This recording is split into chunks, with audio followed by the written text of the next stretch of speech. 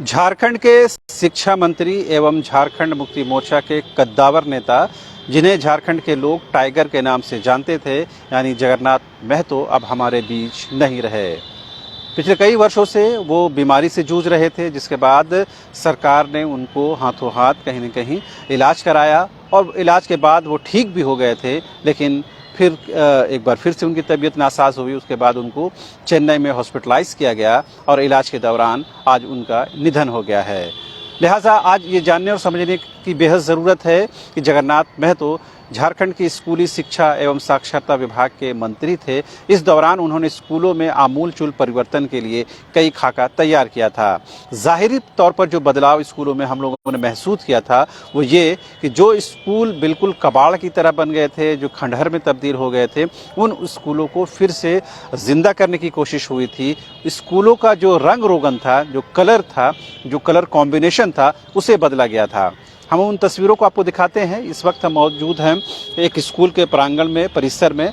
Balkrishna plus 2 उच्च विद्यालय है। इन स्कूलों को ग्रीन कलर से और ऑफ वाइट कलर से रंग रोगन किया गया था, ताकि कहीं न कहीं स्कूलों की अपनी जो शिनाख्त और पहचान है फिर से स्थापित हो सके। इतना ही नहीं, जगन्नाथ महतो ने स्कूलों बच्चों के जो ड्रेस होते हैं उसको भी बदला था।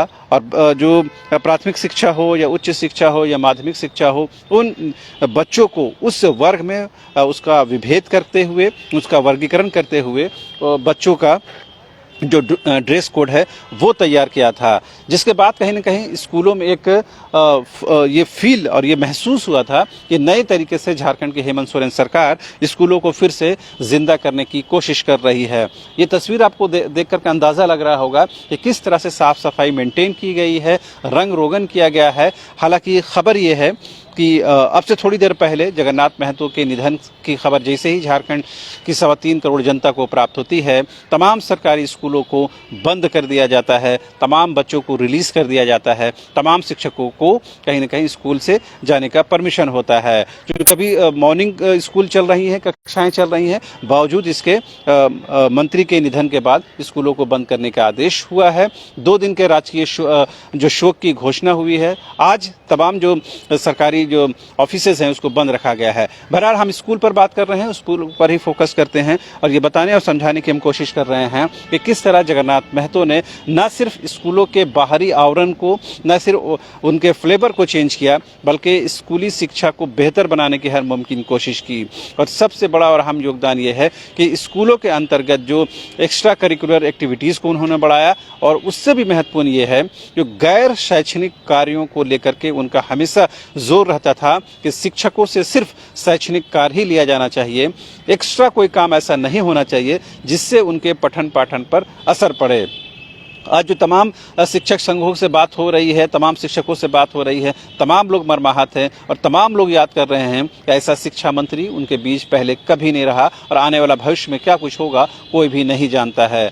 और हम लोग भी महसूस किया कि जब भी शिक्षा को लेकर के बात होती थी तो उनका जो लगाव था, उनका जो बोलचाल था, वो बेहद अपनापन होता था। हमें याद है कि पिछले दिनों ही डुमरी विधानसभा क्षेत्र से एक तस्वीर वायरल होती है, जिसमें जब वो अपनी गाड़ी से, अपने काफिले से जा रहे होते हैं, उसी समय बच्चों के स्कूल जाने का समय होता है, तो उन बच्चों से मिलते हुए वो अपने काफिले को आगे बढ़ाते हैं, बेहद मुस्कुराते हुए, बेहद सहज भाव में बच्चों से मिलते हैं और उनका कहीं न कहीं अभिवादन स्वीकार करते हैं। तो एक मंत्री के तौर पर, एक कैबिनेट रैंक के मंत्री के तौर पर उनका इस तरह से सहज लोगों से मिलना जुलना कहीं न कहीं लोगों को टच करता था। और जो जानकार हैं, जो चिकित्सक हैं, ये बताते थे कि उनको इन चीज़ों पर प्रिकॉशन करने की ज़रूरत थी। चूँकि उनका जो स्वास्थ्य ठीक नहीं रहता था, लिहाजा उनको भीड़ भाड़ से और ऐसी गैदरिंग से दूर रहने की ज़रूरत थी। लेकिन टाइगर जगन्नाथ दा ने कभी इस बात की फिक्र नहीं की, कभी उन्होंने इस बात को महसूस नहीं होने दिया कि वो जिस्मानी तौर पर फिजिकली अनफिट है। हमेशा वो चाहे सदन के अंदर हो, सदन के बाहर हो, अपने विधानसभा क्षेत्र में हो,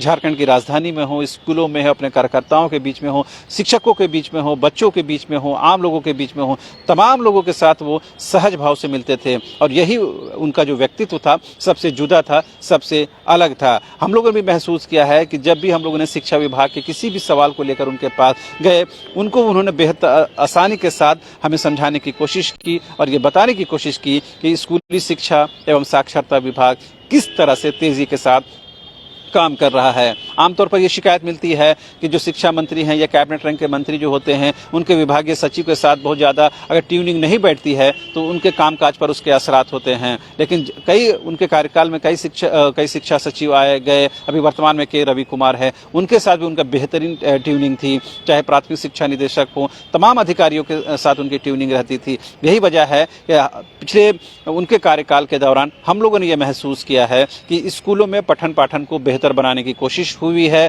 शिक्षकों के अटेंडेंस को लेकर उनका बड़ा जोर रहता था कि शिक्षक समय पर आएँ, समय पर उनको रिलीज किया जाए, गैर शैक्षणिक कार्यों से उनको अलग किया जाए, बच्चों के पठन पाठन से किसी तरह का कोई कॉम्प्रोमाइज़ नहीं होना चाहिए। स्कूलों के रंग रोगन पर उनका जोर था कि स्कूल साफ सुथरे दिखने चाहिए और उनकी ही परिकल्पना थी कि झारखंड के स्कूली बच्चे जो ये कहीं कहीं इन्फीरियर फील करते हैं इंग्लिश मीडियम के बच्चों के सामने, सीबीएसई बोर्ड के सामने या आईसीएसई बोर्ड के सामने, लिहाजा झारखंड के सरकारी स्कूलों को भी उस स्तर पर गढ़ने की ज़रूरत है ताकि हमारे सरकारी स्कूल के बच्चे भी किसी तरह से अपने आप को इन्फीरियर महसूस नहीं किया जाए। यही वजह है कि रांची समेत कई ज़िलों में जो मॉडल स्कूलों की परिकल्पना की गई है और कई मॉडल स्कूल बन गए हैं जहां पर आपको आधुनिक सुख सुविधाएं मिलेंगी। लिहाजा उम्मीद की जानी चाहिए कि जगन्नाथ महतो के जाने के बाद उन्होंने जो सपने देखे थे, उन्होंने जो सोचा था झारखंड की शिक्षा को लेकर के, खास करके अब पूरे झारखंड के बच्चों को लेकर के, उस सफ़र को आगे बढ़ाने की ज़रूरत है।